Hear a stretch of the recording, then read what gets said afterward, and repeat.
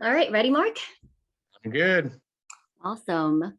Well, hello, everybody, and thank you again for tuning in to another episode of the Sage Investor webinar. I'm your host, Jin Wang, and I'm a partner at the Sage Investing Group. A little intro about our group. My partners and I, we are three former Big Four auditors turned full-time multifamily syndicators and operators. Our mission is to empower other risk-averse investors, much like us, to diversify their portfolio with cash flowing and appreciating assets such as apartments. So if you're interested in learning more or working with us, I encourage you to set up a discovery call on our website, sageinvestinggroup.com.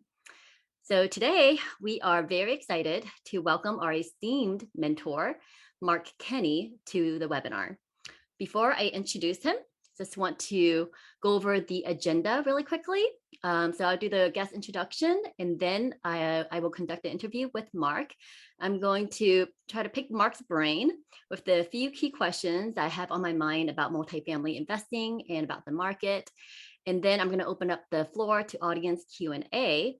You guys are welcome to type your questions into the chat box if you don't want to speak, or you're welcome to unmute yourself and ask the questions at the end. So you guys can ask me any remaining questions that I may not have gotten to during my interview. So anyways, the webinar should be completed in about 45 minutes or less.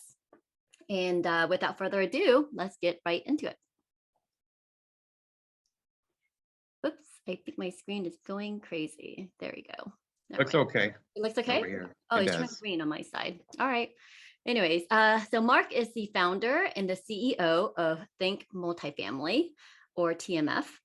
TMF is a multifamily acquisition and education company that provides opportunities to invest in B and C class apartments in strong markets across the nation.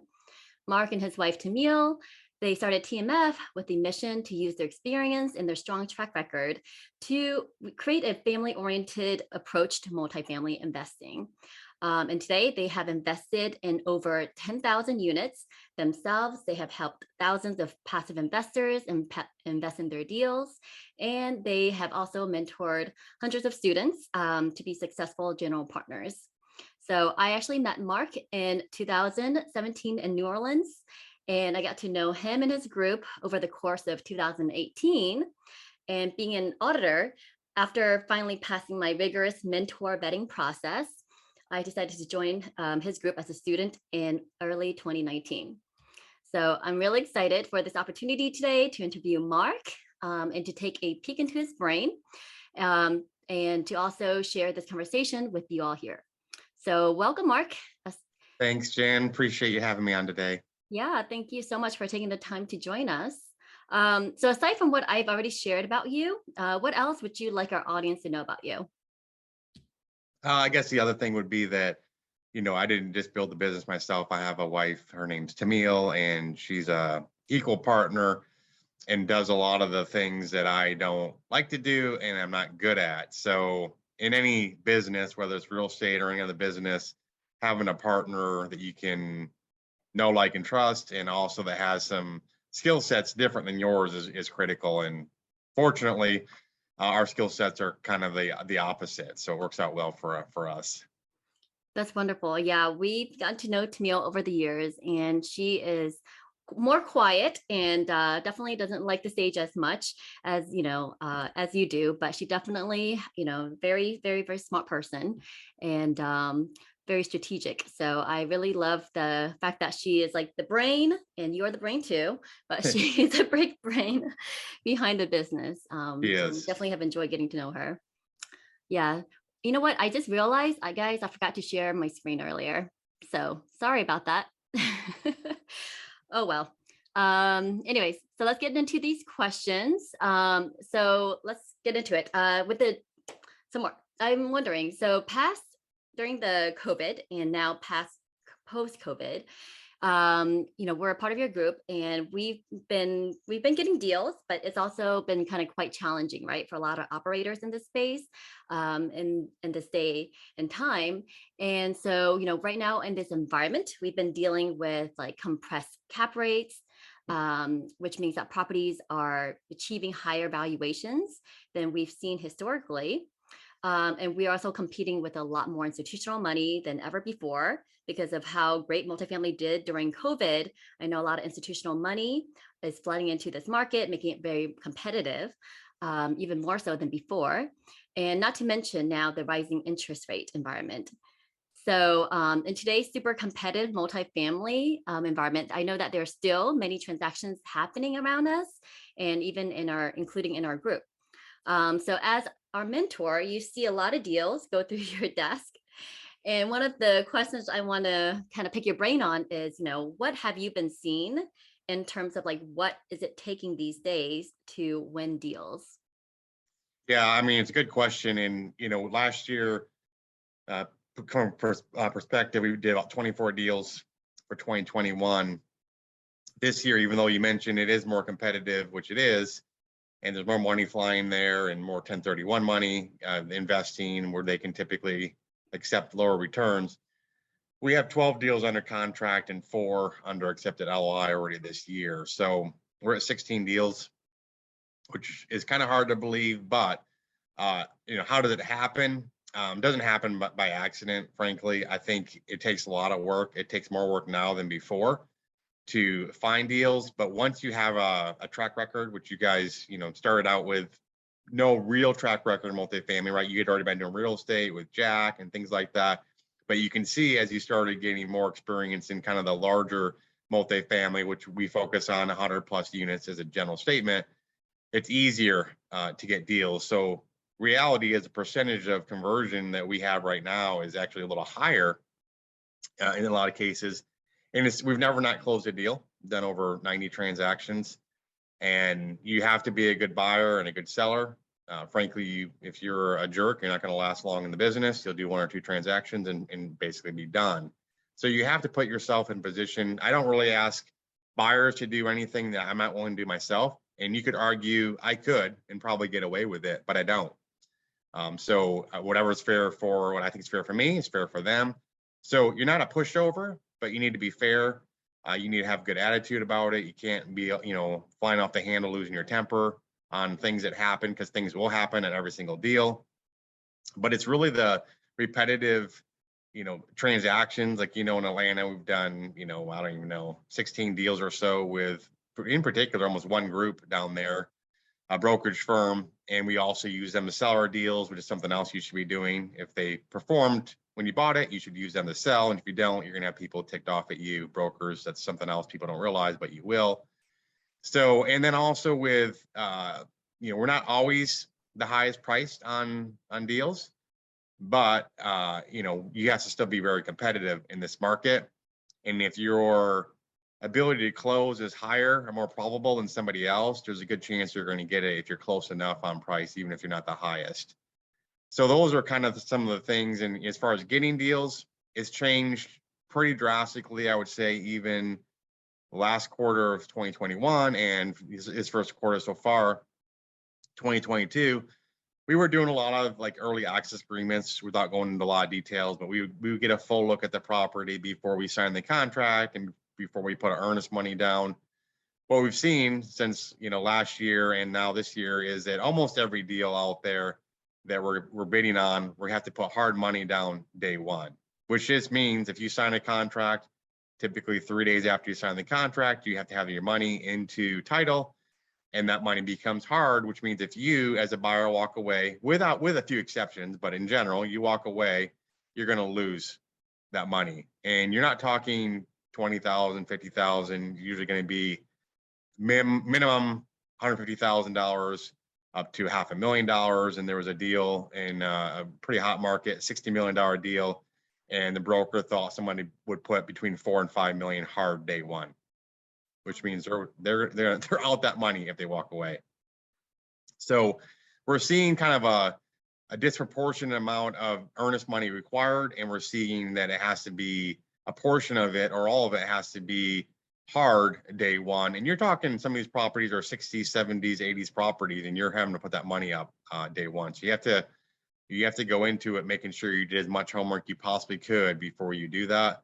But that's something we're seeing. We're seeing A lot of people too, they want compressed timeline on due diligence. Why? I don't know, frankly. We're seeing transactions taking a little longer because lenders are taking longer. So you better make sure you have extensions in your contract and things like that as well. But it's being a good buyer, being a good seller, putting the earnest money up with a portion of it hard, and ability to close over and over again is what's going to get you deals in the market. If you've never done a deal right now in the market, you're trying to go buy a 100-unit property, there's only way you're going to get it, and it's going to be you're going to have to overpay for it. That's just reality, because we sell a lot of properties, sold probably 30 transactions, and I'm not selling to somebody that's new. If they tell me they're brand new, I literally tell them I don't even want to do business with them, because too many things can happen on a deal and it'll freak people out and they'll end up pulling out of the deal. Right. So yeah, I think what is what is, like, I guess, a typical or hard money like that you would have to put in? Is there like a percentage that's Yeah, a safe place to bet, or it just depends on the market and the deal, the cost, the value of that deal? it's all of it. But before today, we were doing 1%, so $100,000 per $1 million $10 million transaction, right? Not Hmm. too bad at all. Then that started going up. First step was now you're doing 2, 3, 4% just to be competitive. And then, if you're going to do anything less than $100,000 hard, I probably would just do zero, because it's not going to get anyone's Doesn't attention. do anything.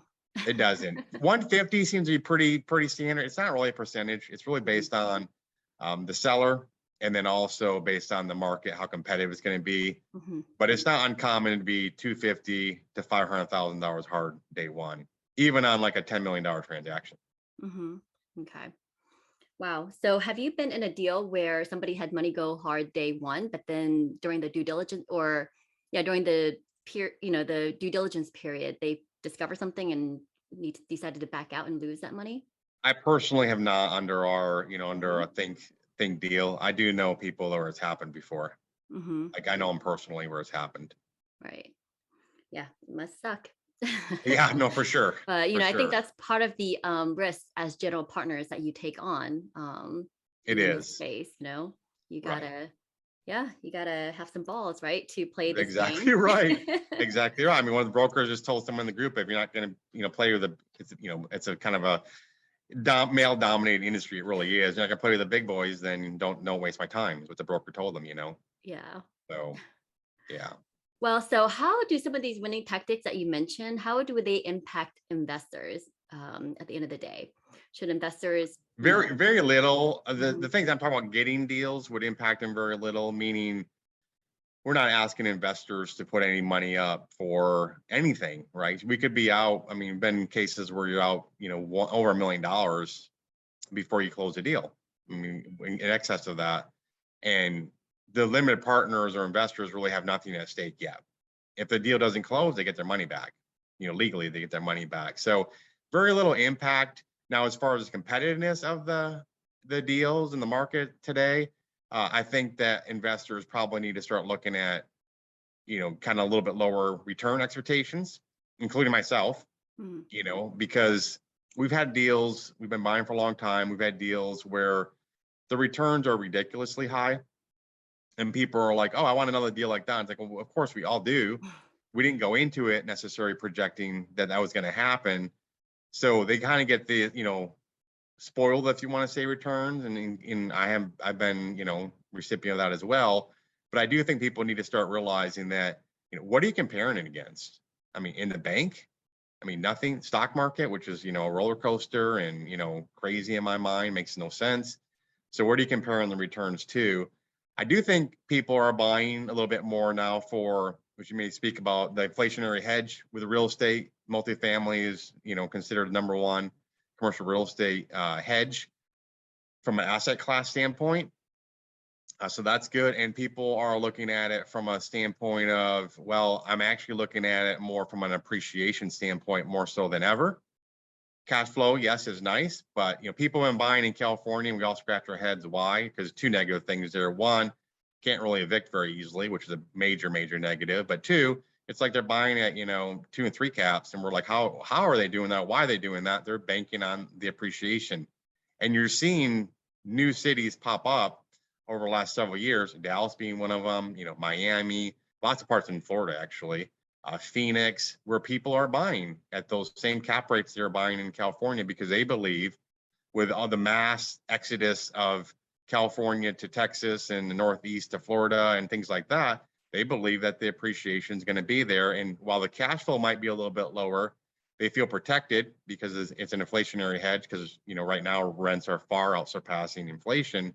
And they're like, well, you know what? Maybe the returns are a little bit lower as I go, but I think it's going to sell for much higher when we sell it, 4 or 5 years from now, or it might be. It's speculative a little bit. It is, but that's what people, what are your other options people investing in? Right. So it seems like in those hotter markets where, you have to be a little bit more speculative, you're investing more for the appreciation. Perhaps like, if you still want to continue getting that cash flow and that force appreciation that we get with value add investments, should investors be looking in, I don't know, secondary, like more tertiary markets? I do. If cash flow is your main focus and you're like, I just want cash flow, no, it is riskier in all things being equal. A secondary market's riskier, I think, in general. Maybe not at certain dips within a cycle, but as an overall perspective, it is. But we buy in those markets, right? So we buy a lot in Southeast. We buy a lot. We've been buying a lot in Arkansas because it's so landlord friendly. The cash flow right now seems to be much better than a lot of the other markets. The appreciation is starting to happen. I think it's going to continue to happen. Same in Memphis. We started buying there, 5, 6 years ago, and we're buying things at $25,000, $30,000 a unit and selling it for, $90,000 a unit now. So I think what happens is people start flocking to some of these secondary markets where the cash flow is that much stronger. And then lo and behold, the pricing starts going up where cash flow probably ends up dipping eventually over a number of years, but then the appreciation is there. So I do think that, it's your philosophy and what you're looking for. I wouldn't just look to see what has the highest cash flow or the highest return because there's a reason for it. All things being equal, a deal that has a 15% cash flow versus an 8 is probably riskier, the 15% one. It just probably is. Right. So that's kind of, that's the way the world works around returns, right? Typically, higher return, riskier the investment. Right. That makes a lot of sense. So then kind of along that same line, given the more competitive environment that we're in today, as you are investing in other people's deals, what are some of the things that you do or that you consider when evaluating the deals to put your money in? Yeah, I'm looking a lot at the particular markets. If it's a market we're already in, I like that much better. So the less Mhm. variables we have. So if we go to a market we're already in with the same property management company we've been using with a similar deal that's very similar to other deals we've done in that market, a lot less risky for sure, right? I'm not, and this is probably more in the last 6 months. I'm not a huge fan right now, personally, from the huge distressed properties. 0%, 30%, 40%. I'm not saying you can't do really well with those, but frankly, the headaches associated with them, I don't like those deals anymore. Mhm. Just because of the hassle with them. Right. The other one is the operator itself, who's running it. Are they full-time operator? Do they have a W-2 job? That makes a big difference to me. So those are probably some of the main things. And then ultimately the deal, I know how to underwrite deals, so I can look at a deal that someone else has and underwrite it. Actually, someone sent me something the other day from another syndicator, and so I was able to, pretty quickly underwrite it and just look to see and provide some guidance or thoughts what I thought about the deal. So if you're not able to do that, you're at a disadvantage. But I can do it along with other people can do that too, and feel comfortable one way or the other. And then you have to ultimately look to see what's driving the NOI, the net operating income. Is it where I'm increasing rents? Okay, maybe not. We've been, fortunate with rents going up, so much over the last year or so. Is it where I, have a bunch of bad debt? Bad debt meaning a bunch of people that live there, they're not paying. That's much more difficult to get under control. It will take you much longer to do than, let's say, for example, lost lease. Jen, you rent an apartment, it's $1,000, but you pay 800. There's that $200 gap there. And maybe somebody else, Lana's running it for 1,000. So I sit here as an operator and go, oh, people are willing to pay $1,000. Well, getting you, when your lease is up and getting a new tenant in there at $1,000, is probably pretty likely because other people are paying that. But the bad debt is difficult.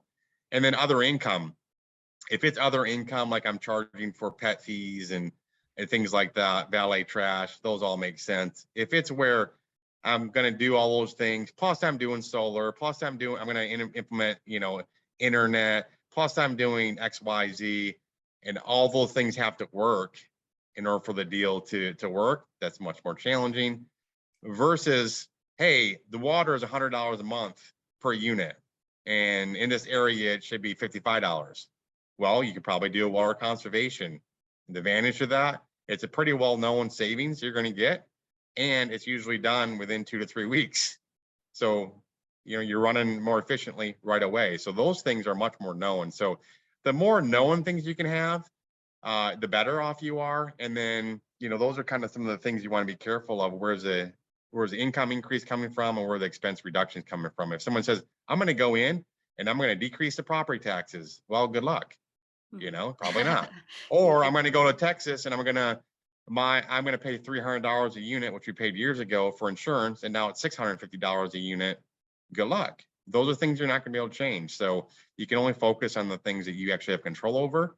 And some of the things people think they have control over, they don't. So be careful on that. So you want to understand where they're either increasing income or where they're decreasing expenses and whether they're legitimate or not. Yeah, that's super. I love that. Love what you just went over right there. And earlier you had mentioned the heavy value add projects you kind of want to stay away from at this moment. And you've mentioned 0, 30, 40%. But I just want to clarify that, when Mark said that, he meant like occupancy rates. Is that, yeah. Yes, thanks. Yeah. Thanks. Occupancy, like really low occupancy rate properties is risky to get into, especially if it comes with heavy value add along with You have it. a background in that. Here's a thing that and it's just the position I'm in. Now we've done a dozen of those deals like that, right? So, and they pretty much all have been headaches. Some have performed extreme. I mean, 15 months pulling all your money out, right? That's pretty hard to do on a stabilized property. But I do think, and I like personally now, if a deal that you buy has a value add component, let's say you're going to put $7,000 or $8,000 a unit of capex, but it's whatever, 90% occupied, 92%. The business plan probably will still work whether you put any money into the property or not. That's much different than saying this deal will only work. It's only going to work if I put money in the property, kick people out, re-tenant it, put gates up, get security. So not say you can't make a killing off those deals, but it's a much different investment opportunity. Those are riskier versus one, like I said, that will essentially maybe you have a 10% cash and cash, just as an example. And maybe, okay, for whatever reason, we're not doing the CapEx and we're going to make 8% instead. Well, that's much different than saying, we have to do all these things, put $20,000 a unit of CapEx in, wait 18 months before we're cash flowing and hope, right? With all the headaches. And we ran into the stuff with COVID, getting supplies and things like that, things out of our control and other people's control, but it was legit and it happened. On a deal that's already stabilized, it's kind of stabilized, it has a value add component, those are much less of an issue. Right. Okay. All right. And then the other thing you mentioned was like bad debt expense. So obviously investors should look at that figure when they're evaluating deals and making sure that the bad debt expense isn't too high at that particular property, because like you said, it's very hard to get rid of like bad tenants and fill them up. It just takes longer to do so. And during COVID is where, these states that claim states as a whole, oh, they're landlord friendly, including Texas. No, it's not. It is not landlord friendly as a whole. It's really county by county and judge by judge. We saw the same thing in Atlanta. So we all, I think everyone, but we learned a lot during COVID to see who really was landlord friendly or not. It's easy when everyone is, on good terms, but when there's moratoriums in place and things like that, how is the judge going to react? In Dallas County, as an example, that judge is, my personal opinion, horrible for landlords. He's horrible. So that's something you learn. And, not to get in too much detail. You guys have a really good story. You can probably share sometimes with people around the bad debt and kind of really what it means and things like that, right? Yes. But just for people listening, understand the difference between cash base and accrual base. And you don't have to be an accountant to understand it, but just to think this. If it's cash based, I only show revenue based on what I actually collected. So if Jen paid me $1,000, I show cash. If Jen owes me $1,000, hasn't paid me under accrual, I still show $1,000. Well, she never paid me.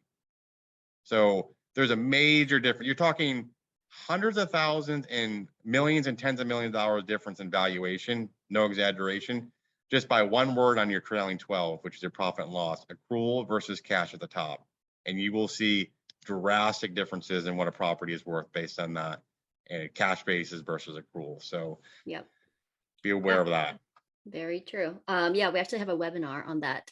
You A do case great. study. I We thought did you a guys might want to get that out of your mind, but yeah, yeah, it's yeah, we did a webinar on that, on why we walked away from a deal for that reason. perfect. Um, so anyways, well, thank you for that. And so I guess, what are you most excited about right now in the multifamily investing space? You mentioned we do have a kind of a mentoring group, and frankly, we have enough stuff kind of going on as far as deals and things like that. People ask, why do you do it? And we do charge for it. I mean, I'd say obviously, but we do. But reality is we don't really need to do it to have a good lifestyle. But when I see people quitting their jobs, I mean, which happens quite a bit, probably much faster than we even tell people. And other people, for whatever reason, there are a handful of people that don't make it for whatever reason. And that's a different discussion. But people quitting their job, or someone in our group just said, oh, he made like 400 grand on a deal when he closed the deal, and he's selling his first deal. It's only been a little over a year. He's gonna probably make 800 grand on it. I mean, you're talking for some people like life-changing numbers, right? Now, is that all common?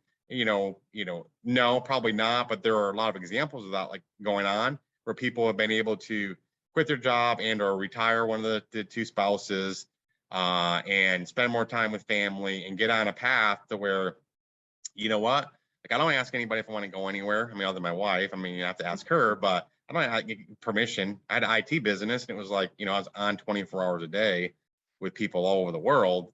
I had no flexibility. So that's when we get stuff on a regular basis, people will text us or email us, and someone in the group, he's on his deal 7 right now, but after 2 deals, his wife's like, I've never seen him happier, and things like that. So for me, that means a lot to me, because I was kind of in their position, several years ago, where all I did is work, pretty much didn't pay attention to my wife, not because I didn't love her, but because I worked 90 plus hours a week, every week, and slept 3 hours a night. So I just didn't have a lot of bandwidth or time to do extra things, but that was my focus. Wrong to do that, but that was where I was. So I can see people come out of that, or people are like, hey, I already make good money. I make good money in my IT business. That's not why I started doing real estate full time. It was because I needed more time back. Right. Yeah. And, I quit my job too after joining your group back in November 2020. And, my reasons similar. And anyways, it's a whole different webinar for that one. But essentially, I feel so much happier like doing what I'm doing now with multifamily. It is my passion. And, I fully believe in just pursuing what makes you happy. Life's too short to be stuck in a job, or in a career that you really, have no passion about. So Like, anyways, you could be listening to this, you could be yeah, doing all the webinars and books, and you could conclude at the end of it, I actually don't like multifamily. That's okay. At least right? right. Maybe there's something else, maybe like storage or mobile home, whatever it is. I don't know why it is. I really don't. Whether you'd have to kind of argue the nature versus nurture, but in some cases it's in you. I love real estate, but I have it at a pretty young age. But nobody in my family was doing it or anything, right? So I don't know why that was in me. But maybe it's not in you, maybe you don't like it, but find something that you like. Yeah. It's okay if you want to work for W-2 job. That's totally okay too. I'm never going to a W-2 job ever again. Never will. But some people are okay with that. Right. Yeah, it's whatever, makes you happy, That's at right. the end of the day. So, well, thank you so much for sharing that. So what are you most concerned about in the multifamily space? So two big topics right now kind of going on just in the economy. One's inflation, which actually personally I have very little concern over that from a real estate standpoint. Mhm. I mean, look at history and the inflationary hedge and things like that. Rents have been, rents in Dallas the last 12 months are up 16%. A lot of other markets are over 20%. for increase in rents. So it's been, surpassing inflation. We've seen an uptick in some expenses, mostly around, we call it payroll, people we have working on the properties for us. That gone up, but that's okay. It's, people think, well, hey, what if revenue goes up 4% and my expenses go up 4%?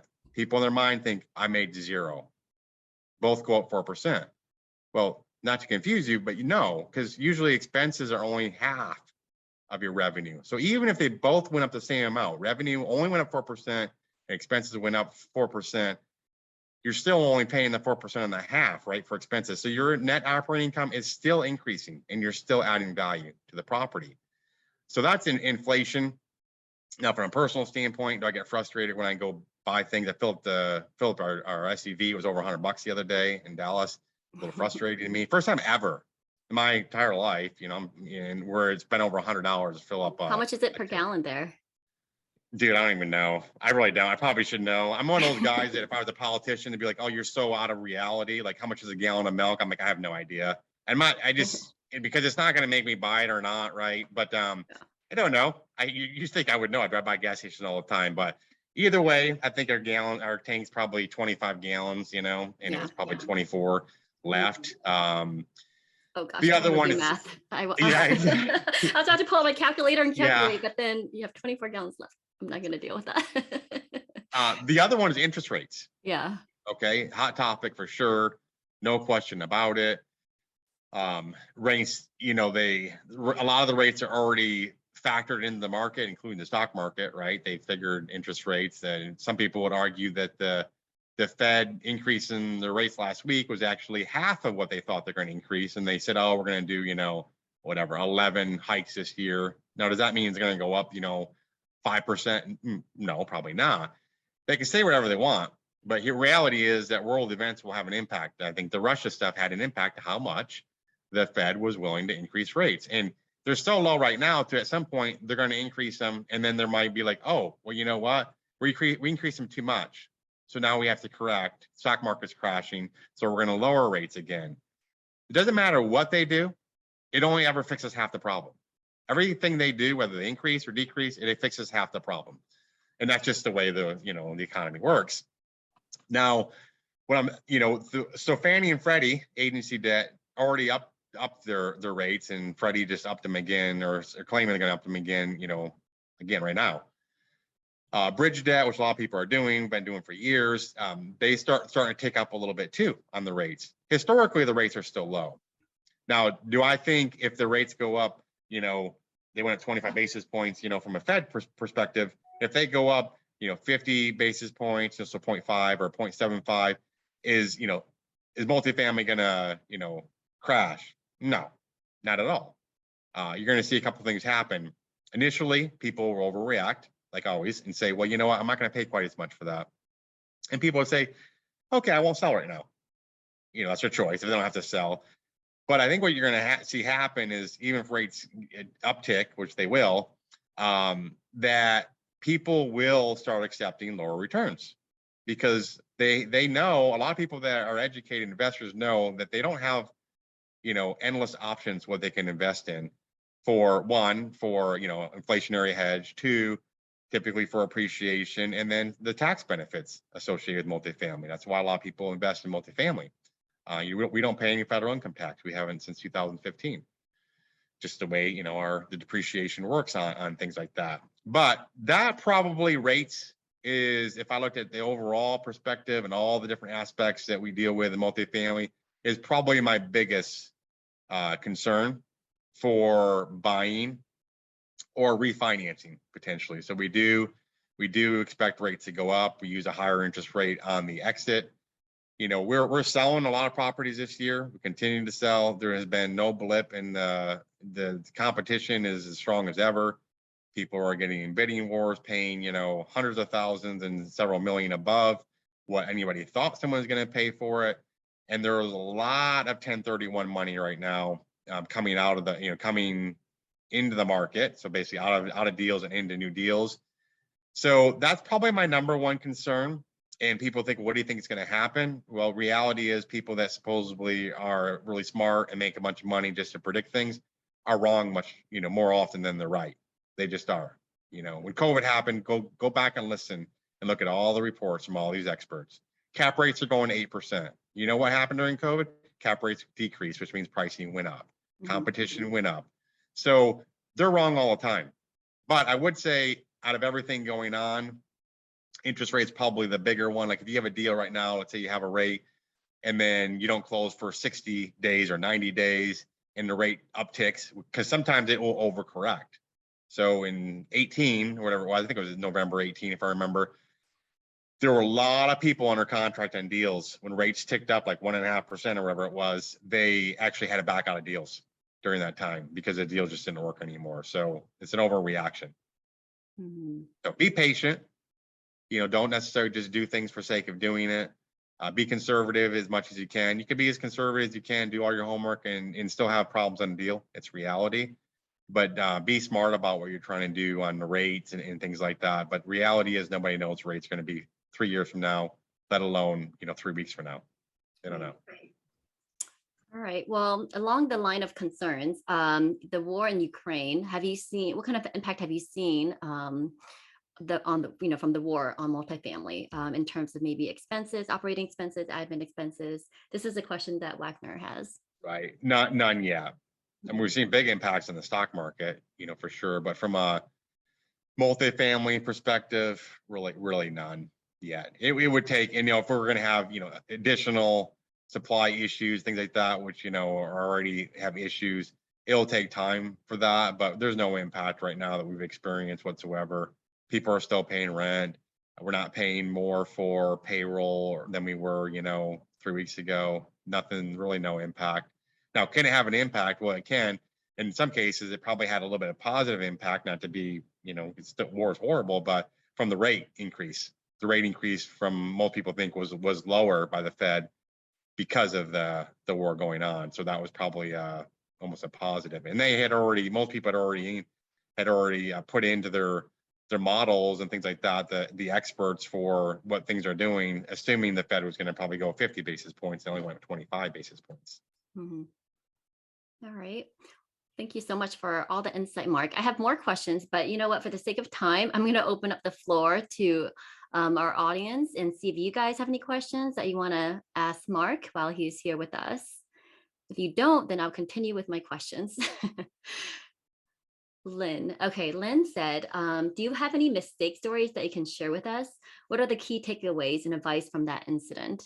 Yeah, I'll share the biggest mistake story because it's probably the most relevant of lessons learned. So there was a deal that this was in, I think, 15 or 16, quite a while ago. Anyways, I had a partner. They had owned a deal and his other partner wanted out. So basically I brought money in to buy out this guy's partner. I've already been doing deals with the guy, so it wasn't like a new relationship or anything like that. Long story short, he was a property management company too, and confident he was stealing money. So within 2 months, we fortunately we had a board of directors, so we removed him. And without going into all the story, got litigation. Unfortunately, really sad. He passed away during litigation. There's a lot of things kind of to the story, but I'll tell you the 2 lessons learned from it first, and then be helpful. One, when I bought into his deal, it had already been established for 1.5 years. We went into the existing LLC, same company, because the loan was already there, everything was in place.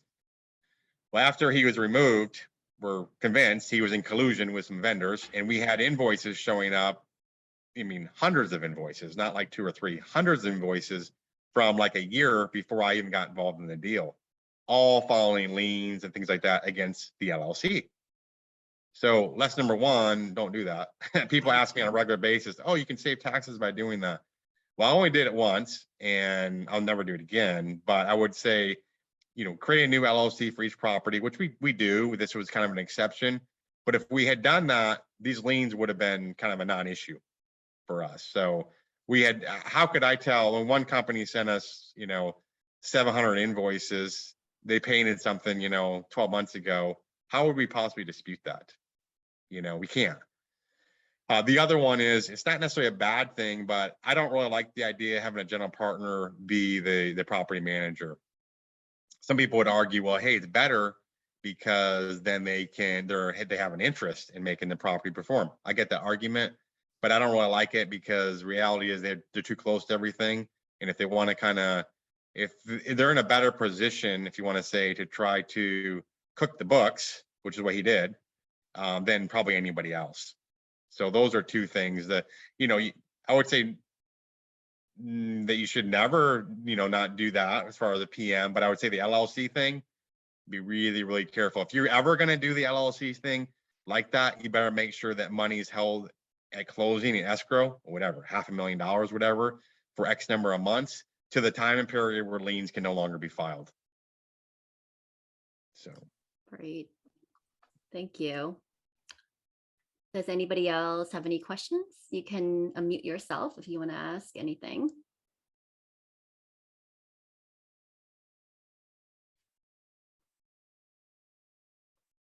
All right. I have one more question, Mark. So a lot of the stuff that you kind of talked about, maybe it kind of goes over people's head, right? If they're relatively new to this space. And I just want to bring up the deal analysis workshop really quickly, because I know that's coming up in April, which is next month already.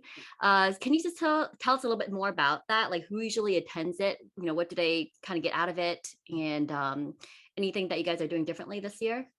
Yeah, for sure. So it doesn't really matter what area you're going to be in, whether you're going to be a passive investor investing in a deal, or you're going to be a general partner signing the loan, or putting earnest money in, or whatever it might raise in capital and things like that. Well, at the end of the day, you want to make sure, based on what you know as of today, that it's a good deal. You're not going to be able to do that without having some sort of knowledge about, things to look for in a deal, how to underwrite deals. So a deal analysis workshop we started doing, it's a 2.5-day workshop. You bring your computer and it's hands-on. Probably not the most exciting event for a lot of people. I mean, if you love numbers, you're probably going to really like it. If you don't, it's probably going to be really painful, but it's still pretty important for you to understand kind of how to analyze a deal, what to look for. In some cases, you just get to the point where your gut just tells you, and then you're like, oh yeah, my gut told me that. And I go back and look, and yeah, lo and behold, something is there. But you do want to know what to look for on that. And, you would compress your time frame of learning significantly in that 2.5 days, because that's all we do, one topic, deal analysis, right? So some of the things we're doing, we're updating some things for kind of the current market conditions. And then I know you guys are trying to look at doing some things around more of we've asked people to do kind of a group table type exercises where people work together, just because it's a difficult workshop, because we have people like yourself, right, that are super experienced, and we have people that are brand new that have never really done anything in multifamily. So the first half of the day on Thursday, the Thursday session, is really more for kind of newer people, and then Friday and Saturday are for those people plus other people. So the group exercise is something we've been asked to do a number of times, and I do think people learn better that way, because people have different perspectives. And in some cases, somebody that's struggling to get through something, they have somebody there to help them. I mean, I'm walking around, other people are there to help, but that's probably the main thing we're doing differently that we were asked to do. And I know you guys talked to Brent about doing that as well. Yeah, awesome. Yeah, I remember the first event I went to with Think Multifamily was a deal analysis in Atlanta, Georgia. Right. Yeah. So anyways, I have fond memories of that workshop. The jackhammer, if you remember, the jackhammer was right outside Oh, yes. Yes. The jackhammer at the hotel. Yes, It was going on while Mark was teaching the class. Yeah, it's kind of crazy, but I Very remember that one. Yes. But it's really to help people. I don't know anyone else doing it, but saying no one else does. I don't know one else really doing it. Yeah. And it's critical to understand. Yeah, because like you said, you mentioned earlier how when, the things you look at when you look at a deal is that you know how to underwrite. So you know what to look for when other people pass along a deal to you and you are vetting it, kind of, how to plug it into your analyzer and kind of figure out whether the returns make sense or not. So I think, yeah, it's a very valuable class to take. Well, thank you so much for your time, Mark. We are just right on time. And I want to share with everybody your contact information. If you guys want to get in touch with Mark, here he is. That's his email address. And if you Google Think Multifamily, you can easily find him on the web. So thank you so much for your time today, Mark. Really appreciate it. And thank you so much, everybody, for attending. Yes. Take care, guys. Have a great rest of the day.